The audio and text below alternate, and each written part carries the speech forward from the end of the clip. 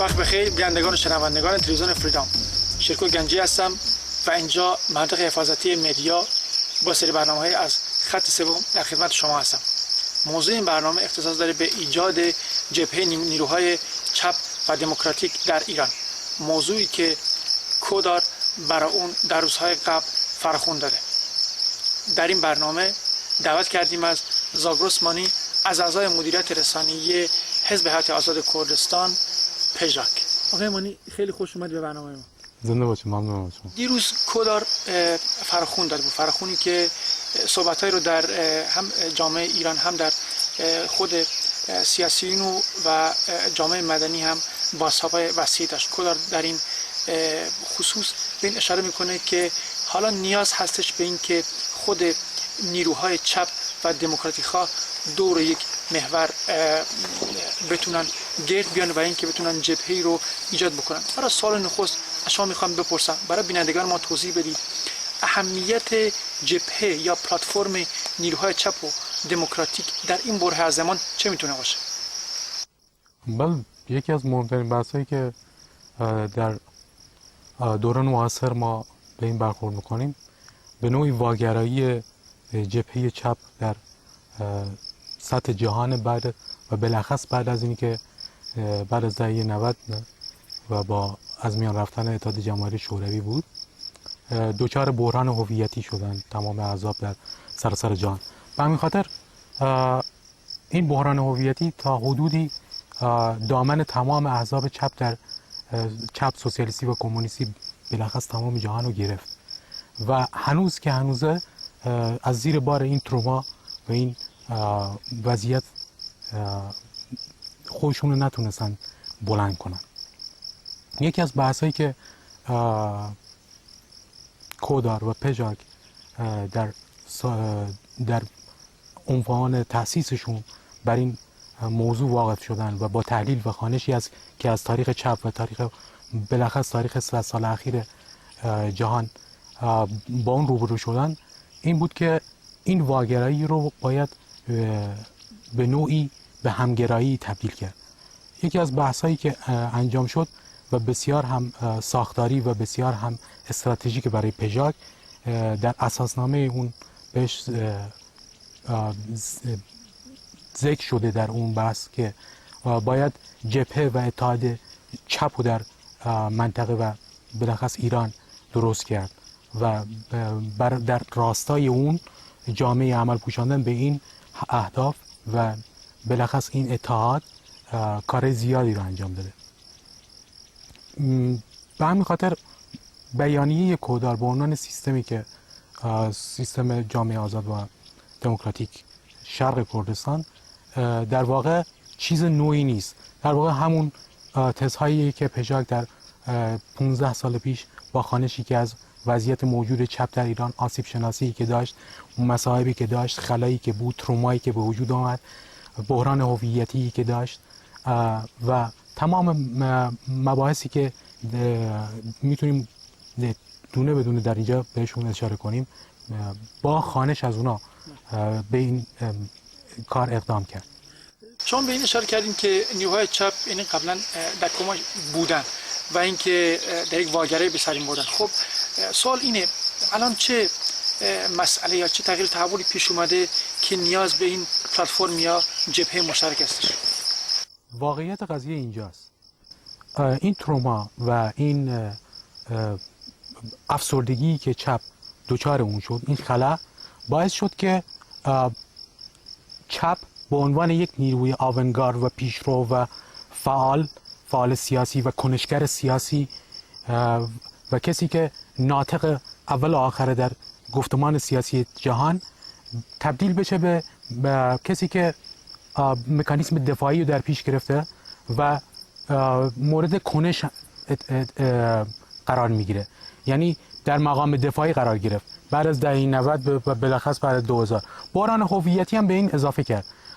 بحث هایی که سرمایه‌داری شروع کرد قبل از این، بعد از این و قبل از اون شروع کرده بود، قبل از فروپاشی و بعد از فروپاشی، که تاریخ تموم شده و ما قهرمان تاریخ هستیم، و بعد گفتمانی که خودشو همیشه به چپ اردوگاهی نزدیک کرده بود چپ اردوگاه شوروی و در معادلات قدرت اونا خودش رو پیدا میکرد و برای خودش همیشه دیگری بزرگ و برادر بزرگی همیشه داشت و خودش رو هیچ وقت صاحب خرد و آگاهی نداشت.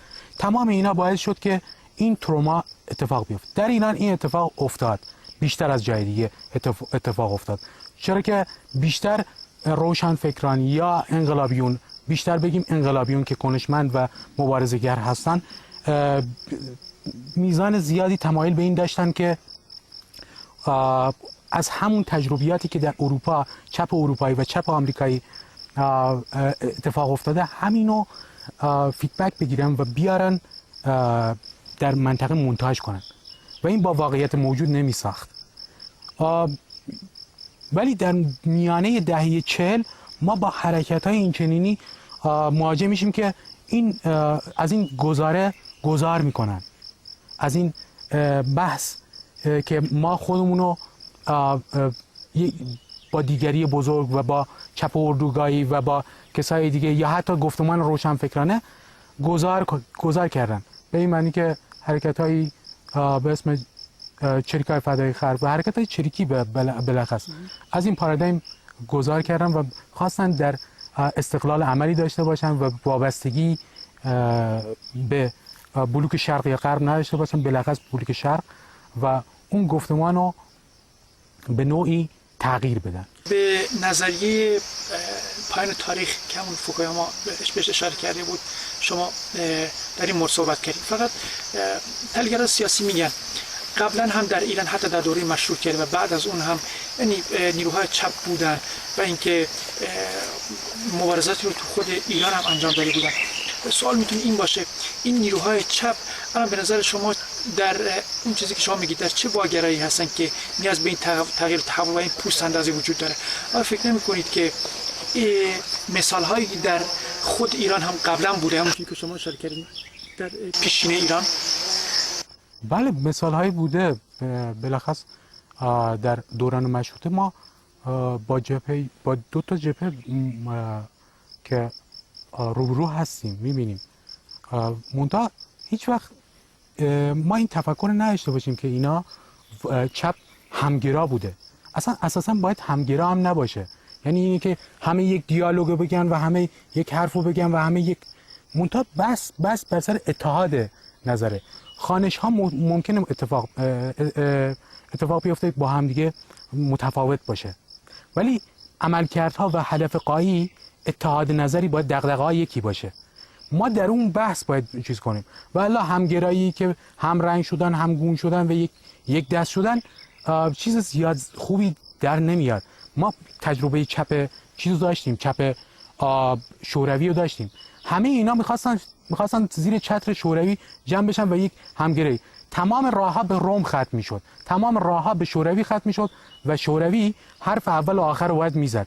حتی در مداخلات، حتی در کمیترایی که در ایران بود باید اوکی یا اوکی عاطفی کمیته شوروی یا مسئولان شوروی رو داشته باشن برای تغییر در سازمان خودشون. و به همین خاطره که ما باید به اتحاد بیشتر تاکید کنیم تا به همگرایی و همرنگ کردن و همگن نمودن چیزی بیشتر از اون در نمیاد ازش. شما به اتحاد نیروهای چپ اشاره کردیم. در ایران به نظر شما چه موانعی وجود داره که این اتحاد رو درش فاصله انداخته و باعث این شده که نیروهای چپ، اون نیروهایی که دنبال تغییر میگن، اون نیروهایی که دنبال پوست اندازی در خود عرصه سیاست میکنن، به نظر شما چه موانعی وجود داشته که این نیروها اصلا دیگه فاصله گرفتن و شما در فراخوندتون به این اشاره کردین که باید دوباره نزدیک هم دیگه بشن؟ یکی از بحث‌های اساسی در جنبش چپ در ایران بحث اینه که مونتاژی شدن ایدئولوژیه و آورده بودن ایدئولوژی از بیرونه. در واقع منظور من این نیست که این ایدئولوژی یا اون بحث چپ باید از همین مکان سرچشمه میگرفت، ولی با موقعیت بومی محلی و جغرافیایی این منطقه باید سازگار میشد و با اون فاکتورها میتونست که گفتمانی داشته باشه که با مردم در تعامل باشه و مردم اونو بپذیرن و مردم بتونن اونو در زندگی روزمرهشون، در سیاستشون، در اقتصادشون اونا رو ببینن. به همین خاطر با همین گفتمان که اینا پیش رفتن بیشتر شبیه چیز شد، چپ شبیه نوعی کالای لوکس شد که نویسنده، دانشجوها، ارزم به حضور یه عده خاصی اینو میتونستن بفهمن. در واقع جوری شده بود که مثلا شما با اسمهای متعدد مردم رو به واگرایی هرچی بیشتر تشویق میگن، چون نمیفهمیدن بحث‌های شما رو. با بومی نکردن اون بحث باعث این مشکلات شده بود. در واقعیت قضیه این موضوعی که شما ابراز کردین به این شکل میتونیم بریم جلو. یکی از آسیب‌ها همین بود. بحث دیگری که میتونیم به آسیب شناسی بپردازیم بحران بین هویت جهانی و هویت منطقه‌ای بود. من میگم دهه 40 این بحث پیش اومد که ما با توجه به هویت منطقه‌ای و چیز کنیم، این خانشی از خودمون داشته باشیم. در مقابل بحثی هم بود که بیشتر به هویت جهانی و جنگ با امپریالیسم خودشو خلاصه میکرد. یعنی تمام این بحثا در چارچوب این بود که من با عیب نداره که مشکل من با حکومت‌های دسپوتیک منطقه‌ای من در تعامل زندگی میکنم و مشکلی من پیش نمیاد، منتها در صورت این تعامل اتفاق میفته که حکومت منطقه‌ای، دسپوتیک منطقه‌ای در تخاصم با سرمایه‌داری بین‌المللی باشه. گفتمانی که بالاخص میتونم بحث کنم یا نام بیارم مثل حزب توده است. خب حزب توده در انقلاب 57 تمام این بحث‌ها رو به خاطر فدای شعارهای ضد استکباری حکومت ایران کرد، حکومت جمهوری اسلامی ایران کرد.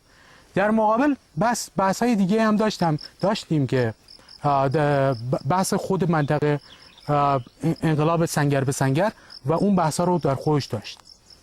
خب اگه موافق باشید به مسئله فرامنطقه‌ای هم بپردازم، اون چیزی که شما اشاره کردین، نیروهای مداخله‌گر در هم خاورمیانه وجود داره، هم در منطقه هستن.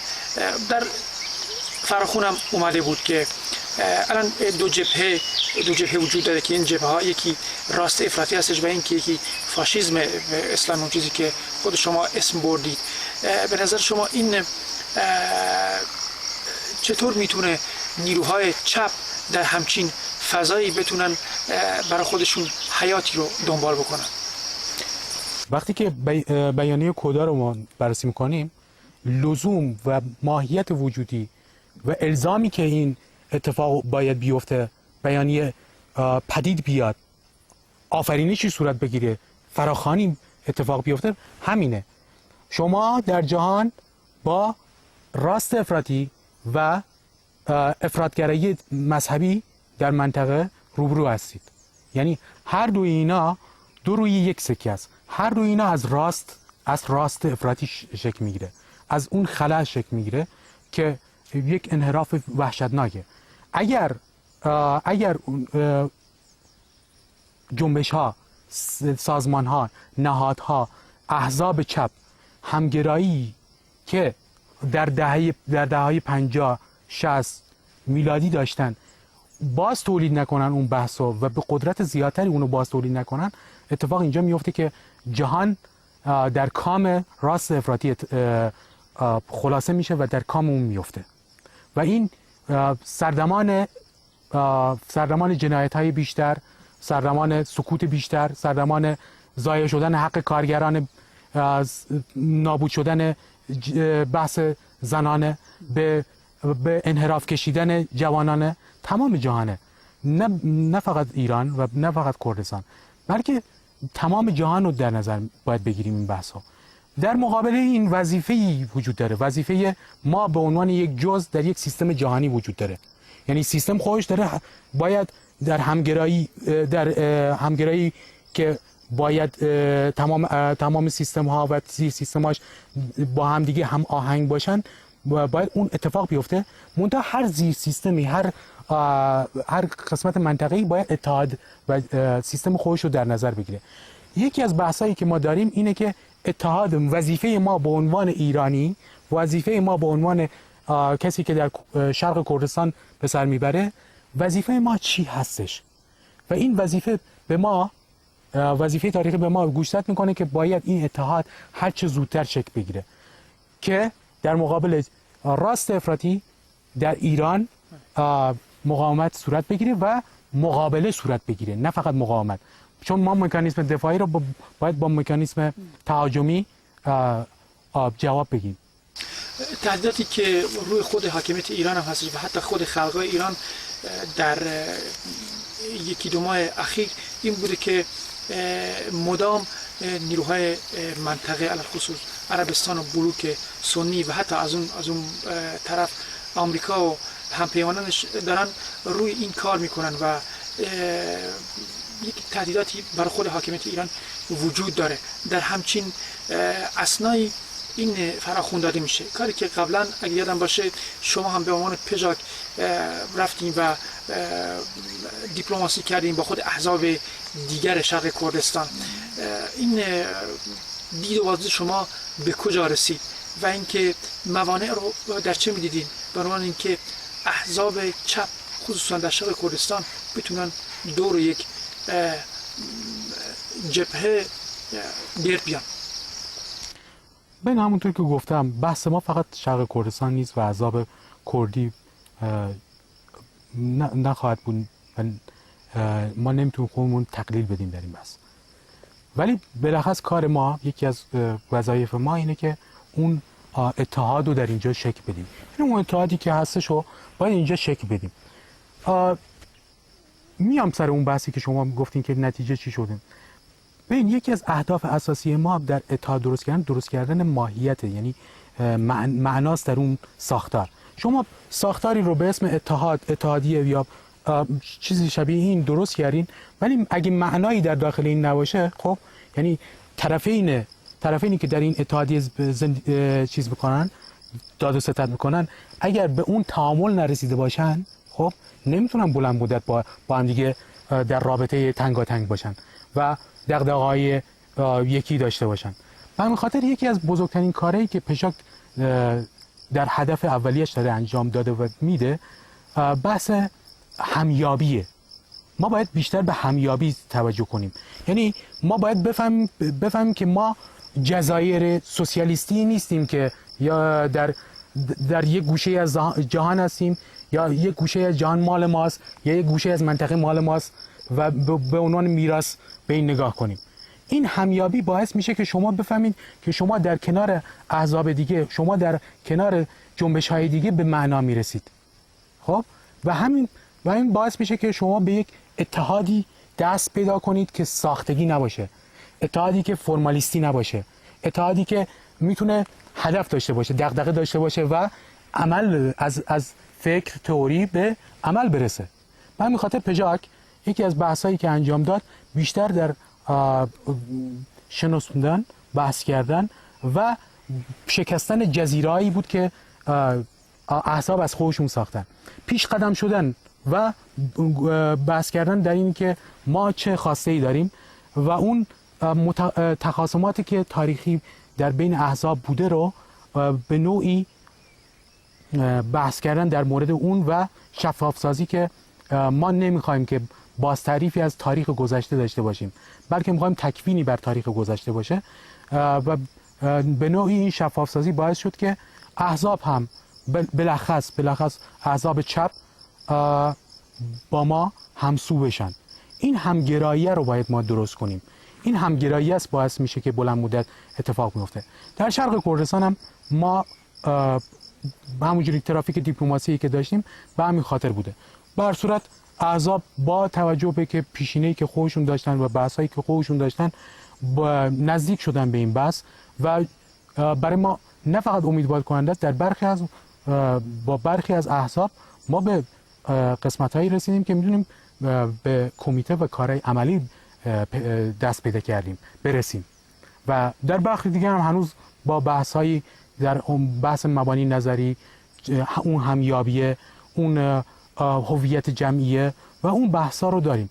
خب بر صورت گفتم ما نمیخوایم که یک هژمون یا یک همگرایی صرف آهنین درست کنیم و یک برونداد داشته باشه و به جز اون برونداد چیزی دیگه ای نباشه. یک دغدغه جمعی، یک فکری که بتونه در راستای یک هدف با گفتمان‌های متفاوتی که هست، با آرای متفاوتی که هست اونا رو داشته باشه. می‌بینید که در بین احزاب چپ کرد هم بحث بر صورت لایه‌ای به نوعی به هویت منطقه خودشون و ناسیونالیسم بیشتر چیز بکنن، در لایه‌ای به سوسیالیسم و اون بحث جهانی بودن و بحث اینترناسیونالیسم بیشتر تمایل دارن و تمام این بحث ها رو ما می‌بینیم با لایه مختلفی برخورداریم. ما گفتمانی بودیم که این لایه ها رو بتونیم به همدیگه، این احزاب و این گفته ها رو به همدیگه نزدیک کنیم و این بحث هم نه فقط امیدوار کننده است، بلکه در عرصه عمل هم همونطور گفتم جای کار داره و جای عملی شدن هم داره. به مبارزات اینترناسیونالیستی اشاره کردید، موضوعی که با شروع جنگ سوریه بیشتر نمود پیدا کرد. خیلی از مردم وقتی که نگاه میکنن به انقلاب روژاوا، یعنی یک انقلابی که اونا فکر میکنن خواسته های دموکراتیک مردم درش بوده، حتی مبارزانی که در خود کشورهای دیگه به اونجا سرازیر شدن و اینکه صحبت های در مورد همگرایی خود اتنیک و مذاهب بوده. به نظر شما خود این انقلاب روژاوا و انقلاباتی از این دست چقدر میتونه نمونه و مثال خوبی باشه برای اینکه خود نیروها به این جبهه باورمند بشن؟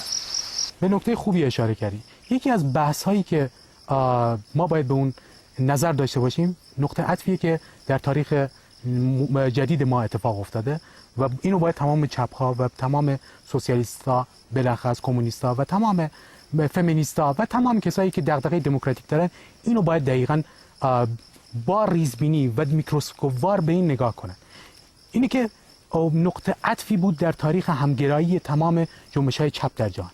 همون جوری که کوبا یک زمانی این کار انجام داد، همون جوری که در شوروی اتفاق افتاد، همون جوری که در ویتنام اتفاق افتاد این همگرایی، خب همون جوری هم در اینجا اتفاق میفته.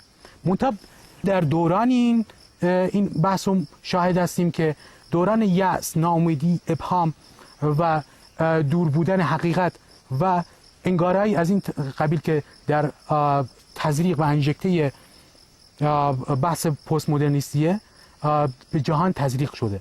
یعنی کنش انقلابی به عنوان چیزی عبث و تکرار تاریخ عبث‌تر از خودش به جهان معرفی شده و ما به واقع تولید و باز تولیدی کردیم جنبش چپ رو در خاورمیانه به عنوان قطبی که در بقیه چپ ها میتونن به اون بپیوندن و از اون الگو برداری کنن، نه دقیقاً به اون شکل، ولی میتونیم به انواع اقسام مختلف، خوانش های متفاوت و حتی کمک کردن به اون برای پربار شدنش، برای قدرتمند شدنش میتونن کمک کنن. از طرف دیگه هم این نقطه آخری و نقطه پایانی بر تمام بحث هایی بود که انحراف تاریخی در چپ بود که در زمان استالین اتفاق افتاد. به این معنی که در زمان استالین سوسیالیسم برای یک کشور معرفی شد. سوسیالیسم از حالت انترناسیونالیست بودن به تقلیل دهی کامل و صرف در مرزهایی که ساخته و پرداخته سرمایه‌داری بود و ساخته و پرداخته گفتمان غالب سرمایه‌داری در اون اصل بود شاهد هستیم. این به این معنی بود که همون ادامه دهنده همون گفتمان سرمایه‌داری در حالت چپش بودیم.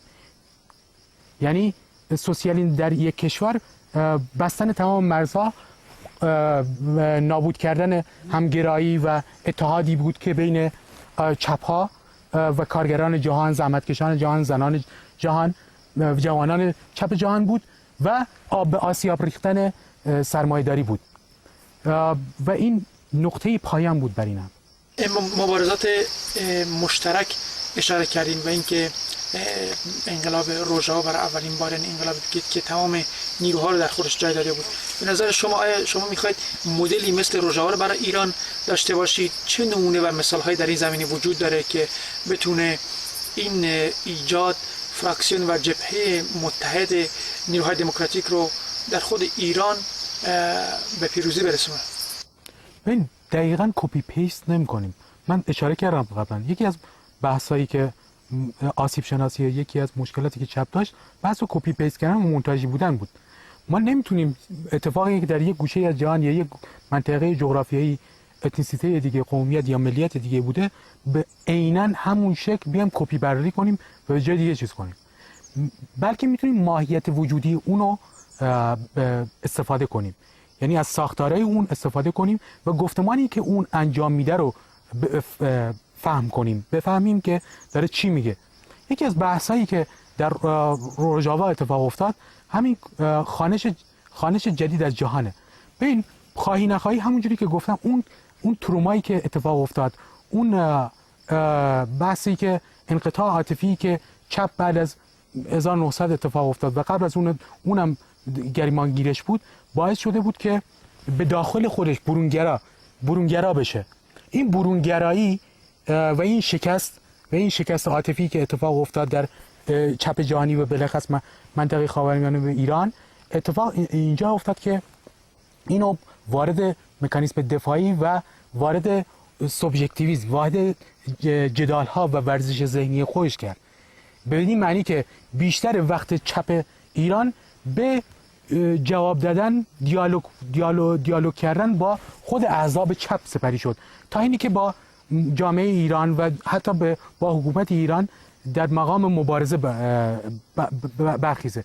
بالاخص در دهه با ضربات شدید و شوکی که در دهه 60 خورشیدی در ایران اتفاق افتاد با اعدام‌های 67، اینو وارد کما کردن، چپ رو وارد کما کردن و باعث شد که این انقطاع عاطفی چپ رو با خوانش‌های کلاسیک بیشتر نزدیک کنه. خوانش‌های کلاسیکی که بود، یعنی شما آفرینش دیگه نداشتی، شما دیگه جهان بیرون نداشتی. این اتفاق چجوری افتاد که دیگه ما با جهان خارج، چپ ما یا جنبش چپ ما قطع رابطه کردن. به این معنی اتفاق افتاد که دیگه نفهمیدن که جامعه ما به جز بحث طبقاتی، بحث جنسیتی و بحث قومیتی و ملیتی و بحث هویتی داره، بحث آزادی اجتماعی و مکانهای مدنی داره، اقشار تقسیمات زیادی اتفاق افتاده و خوانش‌هایی که جواب‌هایی که ما قبلا داشتیم دیگه جوابگوی این بحثا نیست. خوانشی که در روژاوا اتفاق افتاده میتونه به ما کمک کنه در این بحث.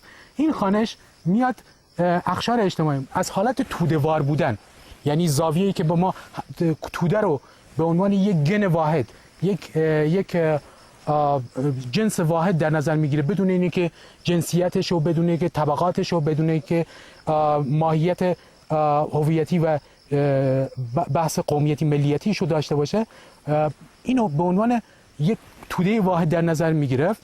ما اینو در روژاوا به عنوان یک گفتمان توده‌ای و با باریکه‌هایی که در اون مخاطب داره، یعنی باریکه توده‌ای، یعنی به سازماندهی جوانان، سازماندهی زنان، سازماندهی بحث سندیکا و احزاب کارگری که بود، بحث سیستماتیک سیاسی خودش و تمام این بحث‌ها رو در خودش جا داد. ما میتونیم از این ساختار و از این ماهیت وجودی درس بگیریم و به اون اضافه کنیم. میتونیم اینجوری بحث رو ادامه بدیم و از طرف دیگه اون بحث انترناسیونالیست بودن رو و مقابله با مرزگرایی رو که در احزاب کلاسیک وجود داره، یعنی من ایرانی هستم و کاری به عرب ها ندارم، من ایرانی هستم و کاری به اروپایی ها ندارم، من ایرانی هستم و کاری به آفریقایی ها ندارم که چه اتفاقی براشون میفته و این بحث ها را نقطه پایانی بده، چون گفتمان سرمایه‌داریه، محدود شدن، تقلیل دهی در مرزها. اینو ما یادمون نره که خود مارکس هم همین رو میگه، کارگران جهان باید اتحاد پیدا کنن. نگفته که مرز کشی که بعد از 1600 میلادی، بعد از جنگ‌های 30 ساله‌ای که در بین اروپایی اتفاق افتاد، اونا باعث این گفتمان شدن و ما از اون گذار کردیم. آقای مانی، به وقت زیادی نداریم، به پایین برنامه نزدیک میشیم.